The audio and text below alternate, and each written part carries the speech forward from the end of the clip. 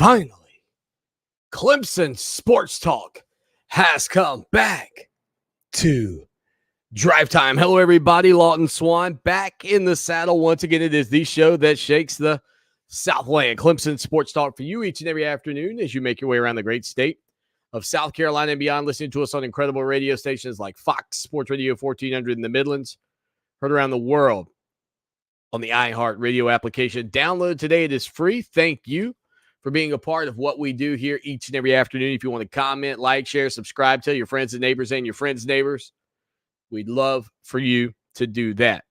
803-450-0086, 803-450-0086, text line and phone line. It is the we're number one, the story of Clemson Football 1981 recap, or 1981 Clemson Football. I can't even remember the name of the show. We're number one, the story of 1981 Clemson Football, the recap edition. Here on the program, we'll dive into everything coming out of Tiger Town as well. But I can't help but think about last night and firing up the ACC network just after Mark Packer's new show, ACC Primetime, went off. And just kind of thinking about the Atlantic Coast Conference, thinking about what that championship in 1981 meant, the battles that Clemson faced along the way, the mementos that so many of you still have, and what, as a child of the 80s, right, and somebody that was slightly too young to remember Clemson's national championship that year, just for me, the honor, the ambiance, what's the right word I'm looking for? But the respect that you kind of put on that group and the respect that you put on that program because of the job that they did to deliver Clemson to that first national championship. I mean, it was a historic season, an undefeated season in an era where there was no college football playoff. It was not necessarily a beauty pageant, so to speak, what Danny Ford and that squad did. They were the best team in the country, and they went out and beat Nebraska in the Orange Bowl to prove it. But they had some fortuitous bounces along the way, you might say, where certain teams were defeated. Pittsburgh late in the year by Penn State. Just the chips fell the way they needed to fall for Clemson to end up number one in the country. And last night, to be able to kind of celebrate those guys, the hallowed ground that they walked on, from the standpoint of guys like me who grew up where Clemson might get close. They might get close every once in a while, but they never were what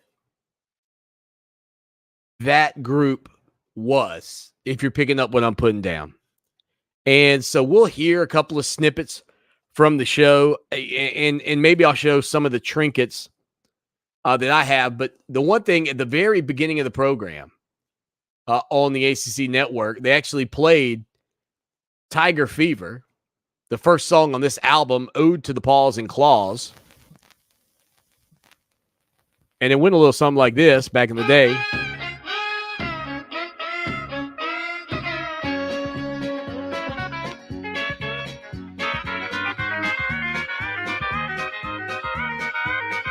Now, look, that's a little country for your boy Swanny, but Tiger fever is spreading through the land. You better get on the bandwagon while you can. Coaches and players await the final gun. The Tigers will fight for number one. All right, so that was the classic album, and it's a multitude of songs on here. Tiger Fever, The Tiger Express, Ref I Didn't Do It, Clemson on My Mind, Armchair Football Superstar, Side 2, the B-side, Paws and Claws, Pushing Back, Ode to Coach Ford, Big Orange Fan. That was the hit, in my opinion, as a kid. Big Orange Fan was the hit on the album. And King of the ACC. And so, again, this stuff was put together in Nashville, Tennessee, distributed at Napa at Napa Distribution Centers, it says on the back, out of Norcross, Georgia. And this music is what was featured. And a listener years ago, now, the record in the video has a Clemson paw on it. Mine does not. I don't know if that's a difference in the two. But I had this tape when I was a kid.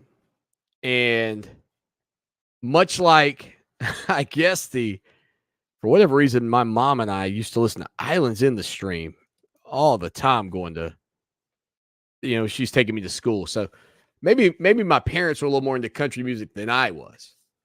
But I was definitely into Tiger Fever, Ode to the Paws and Claws. Now, as for the documentary, a couple of things. One, and I don't want to give away any spoilers, but Clemson wins the national title, right? But I will say, I think that if you watch that and you didn't gain a greater respect for Homer Jordan at quarterback, then I'm not sure that you were paying attention, because at moments in that game against Nebraska, Homer Jordan put Clemson on his back. And it was great to see Danny Ford and Homer Jordan and Perry Tuttle and, all of those guys getting together. Good to hear William Devane talk about the impact that William the Refrigerator Perry had coming in as a freshman. Everything that Perry did, the freakishly gifted athlete. I mean, they showed a video of William Perry, and Tim Murray, who joins us every Thursday, has talked about this before, but William Perry could do a double flip. I don't know what you call that. I mean, I could do some backflips back in the day, but a double flip off a diving board into a pool at 325 pounds is just unbelievable. And so kind of, getting through that game or getting through that show and watching some of those games and the highlights and taking on the Georgia Bulldogs, I mean, it really gave you some perspective on how magical those moments were for Tiger fans. And, I think it can get lost in how big the stadium is now, that Death Valley just wasn't the stadium that it was today. I mean, it didn't have either upper decks, but it was electric. It was a place you didn't want to go play, as Herschel Walker and the Georgia Bulldogs found out. But what a awesome documentary. As a matter of fact, I'm probably going to sit down at some point tonight and watch it again. If I had to grade this thing on a scale of 1 to 10, it's an 11. I mean, it's through the roof. A couple of things that were really neat. One, there's not as much footage and evidence and so forth out there about these teams and these games, and finding them sometimes can be hard. You might get fortunate and run into it on a YouTube or wherever. But you just really feel like when this is happening at Clemson, when things are unfolding and you've got an African-American quarterback, which some people, and it talked about in the documentary, they didn't believe you could win a national championship back then with an African-American at quarterback. And Homer Jordan would go on to pull off that feat and really kind of became the first black quarterback in the modern era to do it. And you heard Tosh Boyd late in the episode say how Homer Jordan had laid the groundwork for guys like Boyd, for guys like Deshaun Watson, Kelly Bryant, and other quarterbacks who have come through the program since, that indeed they could achieve what some had thought once and naively thought was impossible. So it was a powerful story on that front, but maybe even more so just that this guy willed his team to a national championship and put Clemson on his back. And to hear from Jeff Davis and the other guys who were a part of that, man, it was awesome. And so what we've been doing here on the program, it's a 2-hour show, obviously. Fox Sports Radio 1400 in the Midlands, heard around the world on the iHeartRadio app. What we've been doing here over the past couple of days is trying to give you at least this opening segment, right? The first 20 minutes on the program, live right here for you.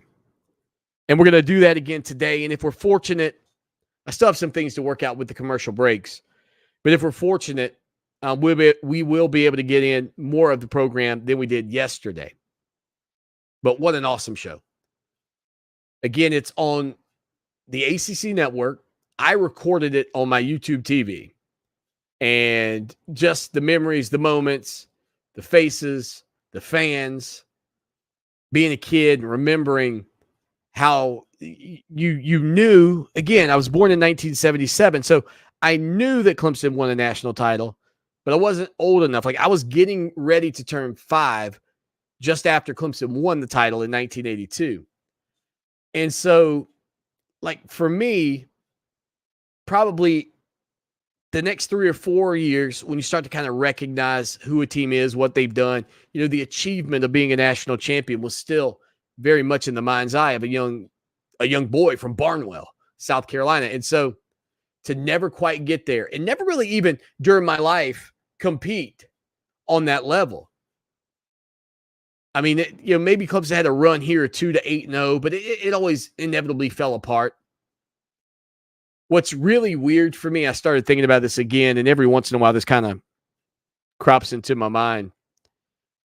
So Clemson, obviously it was the 1982, January 1st, 82, but it's the 81 championship.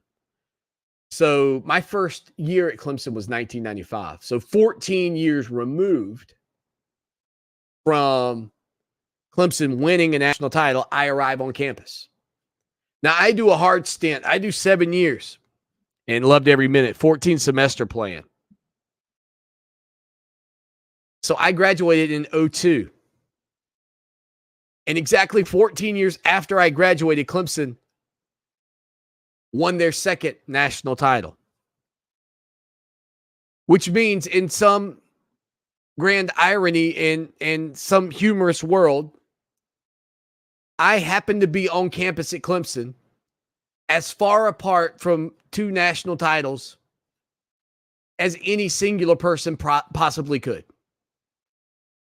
You got me. Dumb luck, I guess. 803-450-0086. Maybe I'm the unlucky charm. Great story up right now. No time wasted. Over 6,000 of you already have been a part of that article. Go check it out right now. Also, Mike Reed saying championships are not the measuring stick for him when it comes down to success. He says it's all about these young men that they are coaching and the difference that they are making in those young men. There was a funny moment in this documentary where the guys are having an exchange. It's Coach Ford and Perry Tuttle, and they're sitting around talking, and those guys can't believe how young, Danny Ford was when he took over that program. And he is still the youngest head coach to ever win a national championship. But those guys went out there and played with reckless abandon. They just went after it. Here's another little short highlight from We're Number One, the story of 1981 Clemson football. Though, Coach, you were only 30 when you started. Had I known that you were that young, I don't know if I would have listened to you. Yes, you would have. Hey, listen. So how good is that?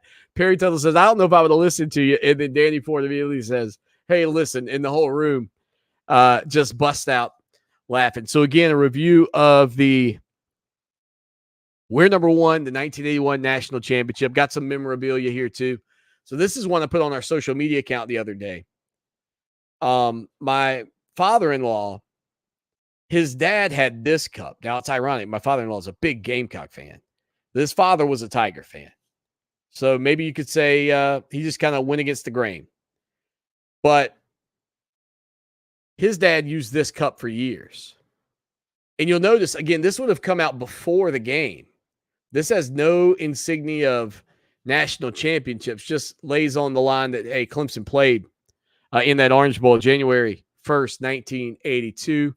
Again, they would go on to defeat the Nebraska Cornhuskers 22-15, which is always a little bit strange. That final score, not your norm. Not that there is a norm anymore, really, in the scores, but 22-15, the final, and the Hail Mary there late in the game for Nebraska, trying to heave the ball to give themselves a chance to maybe find a way to win it against your Clemson Tigers. Let's see what's going on in the chat today. Again, you can text us 803-450-0086. You can also call that number as well. Adam chimes into the program. He says, I find it absolutely funny that the coach before Danny Ford left Clemson to go to Florida to try to win the national championship because he said he couldn't win a national championship at Clemson. He said, I never knew that. It's hilarious. Yeah, that was Charlie Pell, right? If my memory serves me correctly. And he took that job down at Florida, thinking he could go win one with the Gators. And Danny Ford had the support of the players, the belief of the players, the backing of the administration. Bill McClellan. I mean, everybody thought, hey, this is the guy. It's kind of like, it's an eerily similar vibe to what happened with Dabo Swinney. It's just kind of a hunch. We're going to take a flyer on a young guy, not even a coordinator. This guy was the offensive line coach. And they said, you know what, let's give him a shot. And let's see what he could do. And of course, what do you know? The Tigers go on and win a national championship in 1981. And of course, Tim Beret was on the program last week talking about when Ford was out and Ken Hatfield was there, and that he would forever be grateful to Frank Howard for going out there and telling the media and the fans and everybody that was so fired up about this change, say, hey, look, this is our guy, Ken Hatfield. And kind of calming the waters, so to speak. 803-450-0086. Rhonda chimes into the program. She says, agreed. He gave us all. That show brought back so many great memories from my time at Clemson. And so, Rhonda, you probably, I'm assuming because of the way you said that you phrased that you were a student during that incredible run.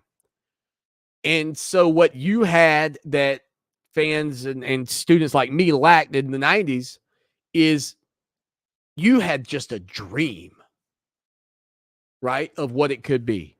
And we had this thought that that's what it should be. And I think that's two totally different ways to go at it. Like every step that you guys went through as students, as fans, it was unique. It was different. It was unexpected. And so we started to expect it, and it didn't happen for a long time. And that's why when Clemson got beat in 2015 by Alabama in the national championship game, fans had a recognition of how hard it was to get there and to win it. And they gave a standing ovation to those guys as they left the field in Arizona. And Swanny said that night that it wouldn't be, 30 years or whatever it was, 35 years till they got back. And it wasn't. It wasn't 35 months. It was like 365 days, and they got back and they won the national title. One other thing that was really cool about the show, and we're coming up against a break here. We're going to hit a break. I'll tell you something else that really gave me chill bumps all night watching it right here on the show that shakes the Southland. Keep it locked for more Clemson Sports Talk.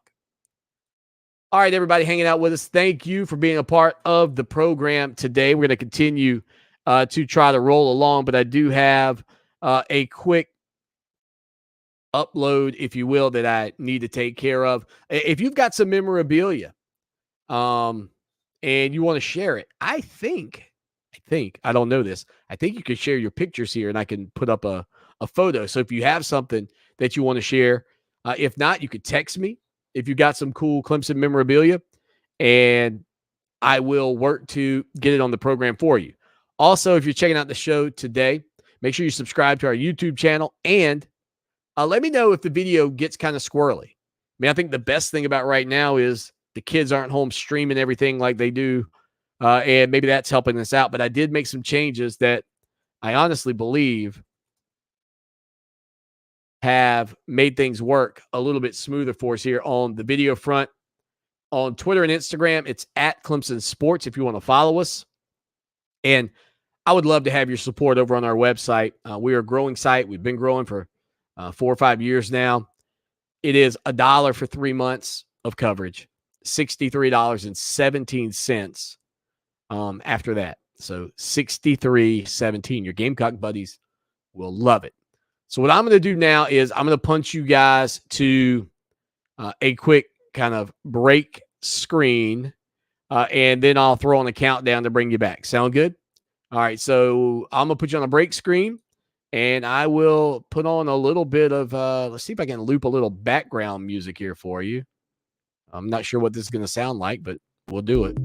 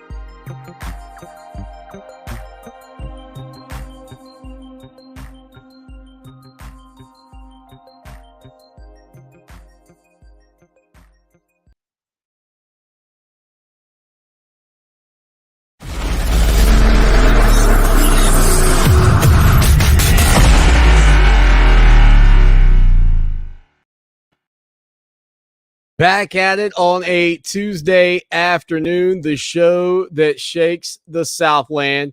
Clemson Sports Talk, Lawton Swan, hanging out with you, having a good time, talking a little Clemson history. 803-450-0086 as the Tigers documentary was on last night.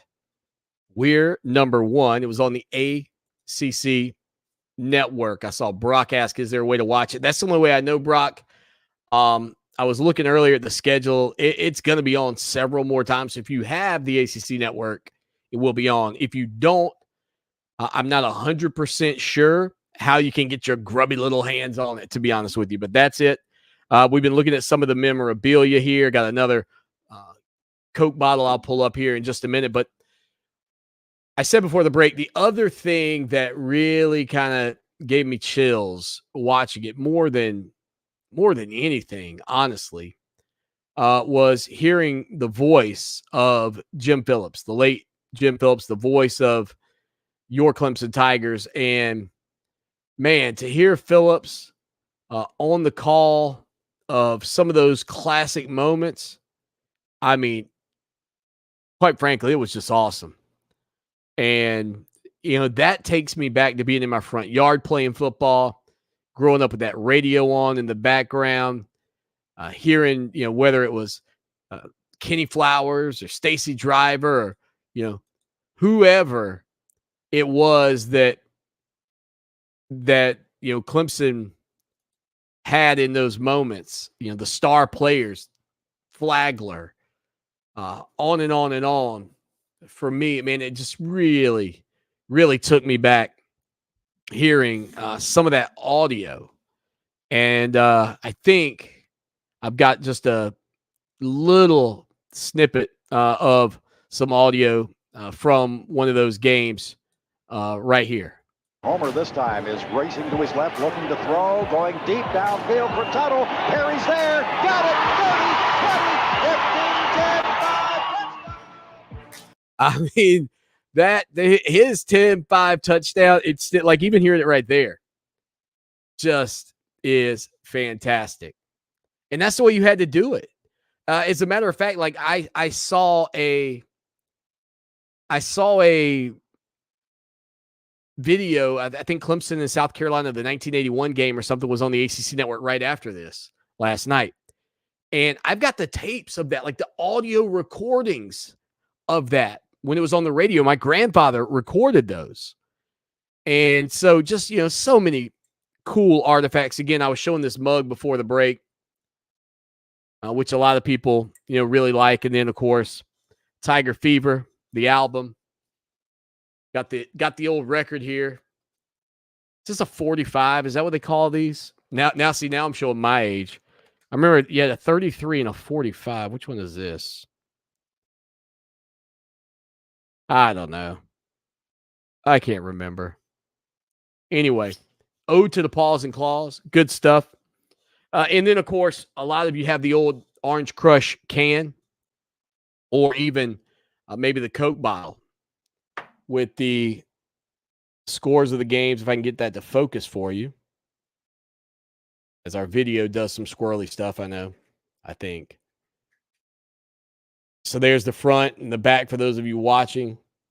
I feel like Mr. Knows It trying to get the thing to focus. Not great at it. Not great at it. 803-450-0086. But wasn't it cool to hear the calls there from Jim Phillips? I mean, for me, it just takes me back and really just, reminds me of, I don't even want to say yesteryear because really that makes me feel old, but just kind of reminds me of what it was like when Clemson football was certainly in my mind's eye, your mind's eye, one of the top programs in the country, but for other people, they were still having to go out there and earn it. And don't get me wrong, Dabo Swanny and this group have to go earn it. And there were certainly years in the 80s with Danny Ford was the head coach where the Tiger faithful knew that they had a chance. But they, you blow a tire, you get beat up at Duke. I was at that game. Painful loss. The year the punt Ruski took place, I don't know what would have happened for Clemson there, but I've always thought maybe if that game goes a little bit differently, if that punt Ruski fails and Clemson wins that game, how's that season different for the Tigers in that moment? And instead, what you had for the majority of our lives was hanging onto that thread of that 1981 national championship and those moments. And, even so much so that like there were things that went on during game day, like Clemson would run out that huge banner when the Tigers came down the hill. And I think for a certain portion of time after the national championship, and Tim Beret could correct me on this, but I believe after that for a while, there was maybe it even said national champions instead of Clemson Tigers with a paw with a number 1 logo on it. And just little things like that I think gradually maybe kind of faded away. But there was still this lingering thread of, okay, that's maybe who we can be at some point down the line. 803-450-0086 is the text line and the phone line. And again, we appreciate you guys hanging out with us here on a Tuesday afternoon. If you've got anything you saw in the show that you want to share with us, it was on last night. Let us know what you think. Carol says that is a 33. That is a long play record. Thank you, Carol. Carol, even if you were lying to me, I wouldn't know right now. I'd have to I'd have to throw it in just to make sure. Yeah, the 33. That's what it is, Carol. That is a 12 to 10-inch diameter, a 33 and a third RPM record. Carol, 1,000 points to you. They're not worth a whole lot, but you put them in the bank and hold on to them. Thank you for that, though. I appreciate it. I really do. Brock says he thinks he can catch it on the ESPN app. So there you go, Brock. Hopefully you can. It was really good. Took me way back. And just so many wonderful memories. My sister chimes in. She says, I remember those days of listening to the radio. Yeah, like the only memories I have of Clemson football back then are like photos. I mean, outside the radio, it's pictures. Not a lot of video back then. All right, we got to hit a break, and we'll bounce back. Come back with some more memories from that. I got a great clock I'm going to pull down and show that to you when we get back right here on the show that shakes the Southland. It is Clemson Sports Talk. All right, friends over here hanging out with me. Thank you. Let me put the outro stamp on it.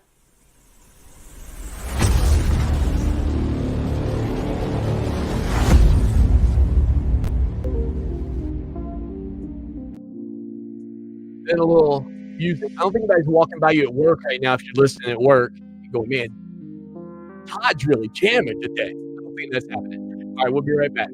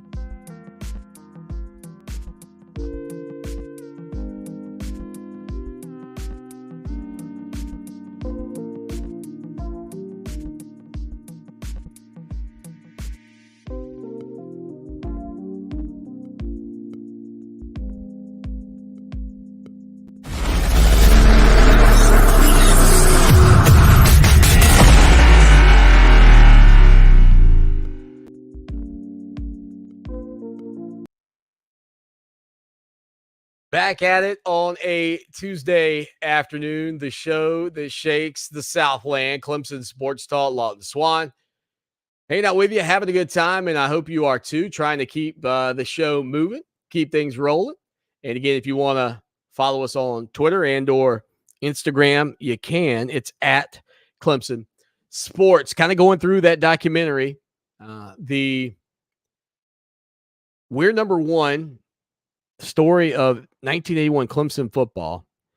Some really great memories, and I've held up some memorabilia. I've actually put the record Tiger Fever back in its appropriate spot, but you might notice the wall clock is not there. The wall clock is a pretty awesome piece here. Now, yes, the paw is backwards, and no, that is not because of the reflection of the video or whatever or anything. I think when they made these, one of two things, either A, I'd have to go look at the history of the Clemson paw. I honestly don't remember what year the one that you and I now recognize as the paw was put into fruition or use, but maybe this was stamped the wrong way, right? They just did the wrong impression. But anyway, it's really neat. It's got all the scores. So you can see Wofford 45-10. You can see the Georgia game. I mean, you can see all those games on there. And then it came with the option to add this national championship or the Orange Bowl championship. And then once Clemson got that national title, which back then you had to wait, like you felt like you won it. Oh, come on, thing. Focus. You felt like you won it. But it came with somebody had some forethought that what you could do is you could add to it. And so I guess you got it. And then when they won the Orange Bowl, you got another strip. And then when they're the national title, you got the top strip. And so you put it on yourself. It came with like a glue backing, a double-sided tape. And you put it on there. So really a cool piece that hangs right about there during the show here on Clemson Sports Talk. 803-450-0086. So if you watched it, let us know your thoughts on it. Text line and phone line. Carol said she's just so old. That's how she knows that's a 33. Thank you, Carol. No, I really do appreciate it because like I said, I mean, I remember them when I was a kid and I used records as a kid. But if you told me to go grab you a 33 versus a 45, I would actually have to look. Now, if you say go get me a Phillips head screwdriver or a flathead, I got you. I don't need any help. But records, I need a little help. 803-450-0086. All right, so turning away from that awesome documentary, there is so much going on in Clemson right now as they prepare for the season opener in Atlanta against the Georgia Tech Yellow Jackets. And, we've talked a good bit here over the past weeks about teams we thought could climb into the college football playoff. We talked yesterday about teams I thought, maybe could fall out. And, one of the, I think things I've noticed from Clemson Tiger fans on social media after we published our article about Cade Klubnik. Again, the article is not about Cade starting.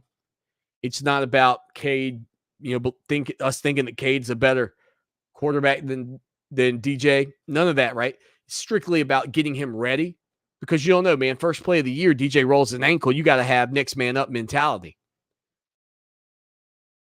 But one of the things I have noticed from the fans, from you guys, the listeners of this program, from everybody who's a part of the show, there is a real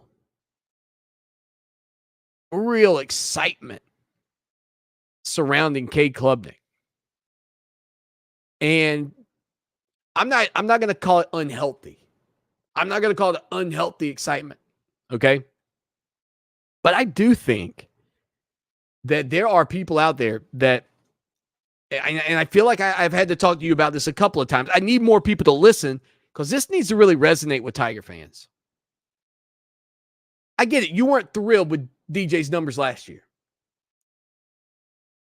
Heck, I'm the guy that stood here and put those numbers up right beside Kelly Bryant's and told you Kelly Bryant in 2017 was better than DJ Uiagalelei a year ago.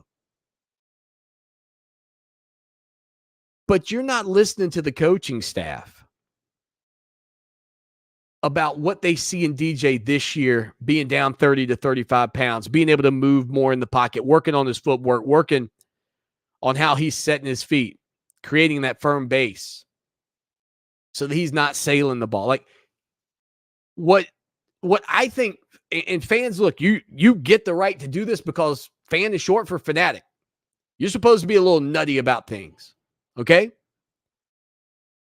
But the reality is when we talk to the coaches, whether it's at the ACC kickoff, whether it's in opportunities, at Jervey Meadows, at the Clemson practice facility, to a person, the conversations about how much more confident and better DJ is this year continue to come to the top. The cream is rising to the top in terms of the belief that DJ is better than he was a year ago. And I want to pose something to you because some people will say, Swanny, they're just giving you the orange shaded view. If indeed they felt like it had to be Cade Klubnik, not that you felt that way, but the staff felt that way, wouldn't they be letting you know now that that's taking place? Now, some of you say no, Swanny, because they'd be worried that DJ is going to transfer. Dude, we're in an era where that doesn't matter. You do this in 4 games and DJ can leave. Nobody has to stay anywhere the way this thing is set up now. They believe DJ's the best guy. You guys have to start trusting their judgment. And if it doesn't pan out and it ends up having to be Cade because it plays out on the field, that's where it's going to play out. But so many people respond to that article like, oh, I can't wait to see Cade. They got to get rid of DJ. It's going to change. Pump the brakes on the DJ is got to be what he was a year ago. I don't believe that. I think DJ can be what he was 2 years ago against Notre Dame. I think that guy's still in there. He's just got to show it. You get his chance September 5th. With a quick break, we'll come back with more right after this. All right. Trim this segment up. Cut. Boom. That's the length we need. How's everybody doing today? Hope well. It's kind of weird because I've been rerunning these interviews. I set them up at night to rerun again during the day, during the morning while I'm at my day job. So either people at my day job are going to think I'm like time traveling and wearing different clothes. I don't know what they're going to think, but oh well. I just want to make sure that you guys have the ability to access the show not only live, of course, you can get the podcast and be a part of what we do over on the website. Let me know what you think. I mean, are you just down on DJ because of a year ago, or do you think that he can return to the way he was? I think it's a legit question. All right, I got a little quick upload to do. Going to punch you guys to the commercial with the music, and we will come back in just a moment.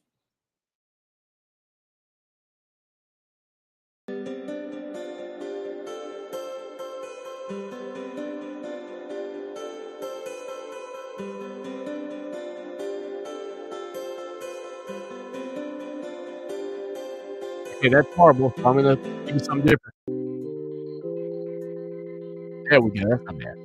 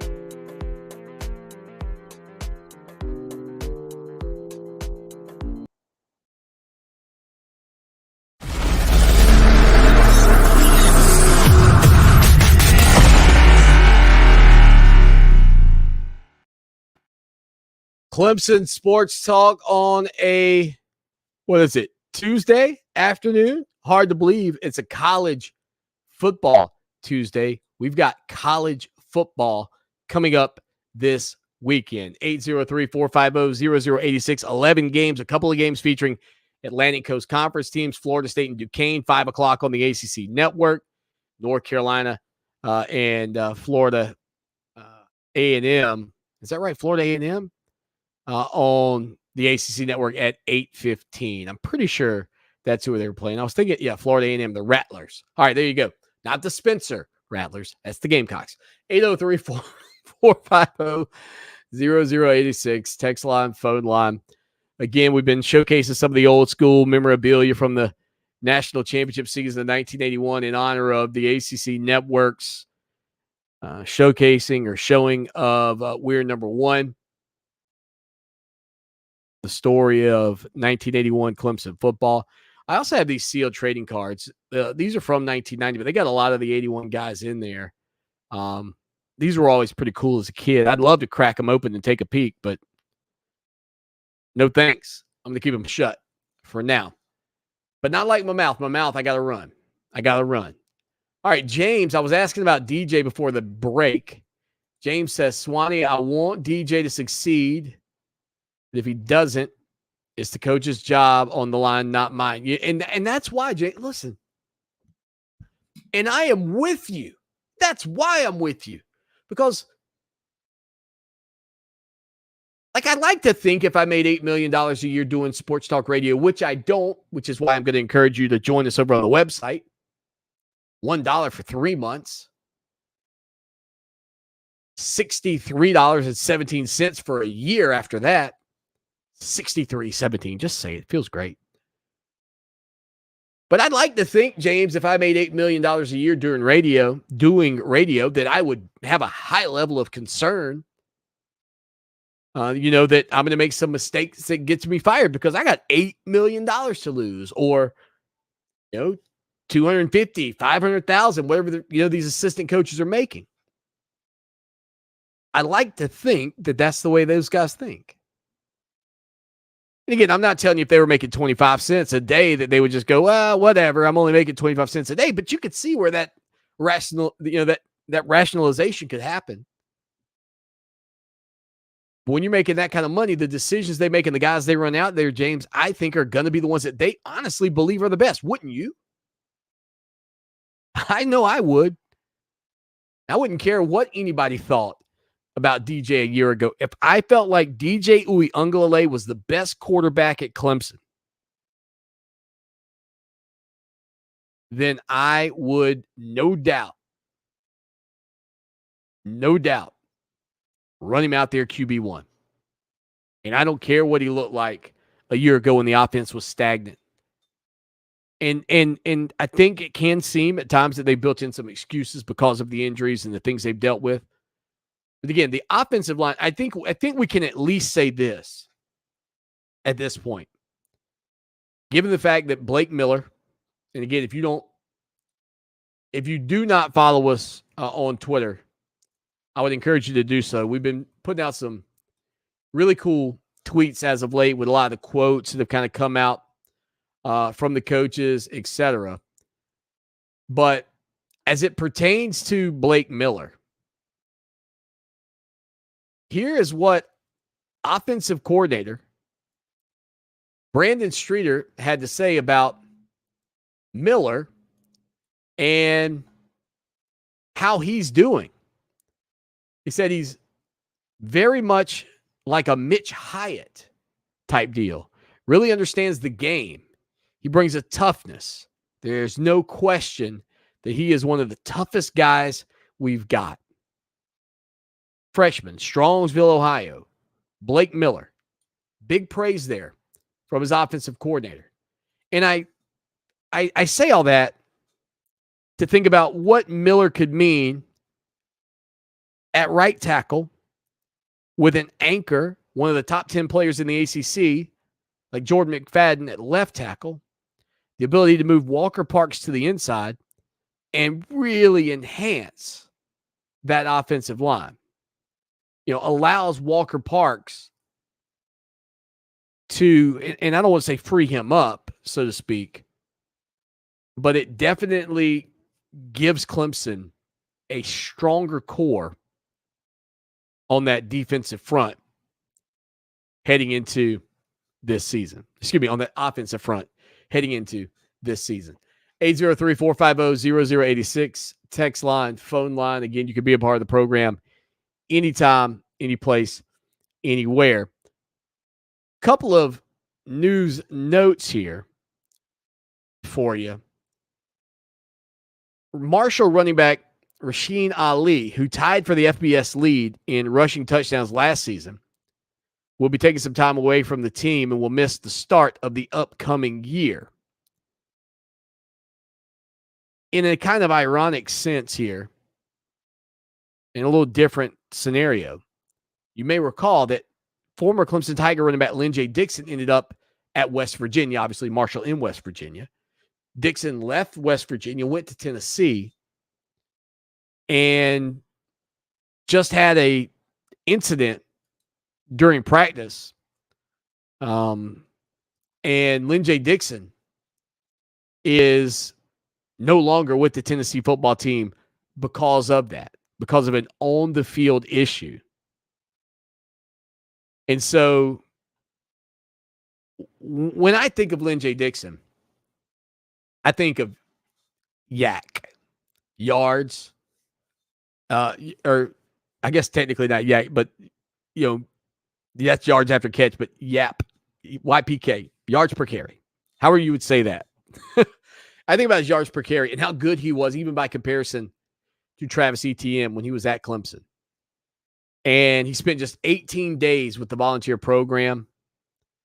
He has now become a portal ninja in the era of portaling. And I just hope that Lynn J finds a place, because I think if he'd have stayed at Clemson, he would have been fine and played it out last season. But, he didn't want to sit. And so now his future in football is sort of in jeopardy. Hour 2, we'll hit a quick break. We'll come back with more right after this.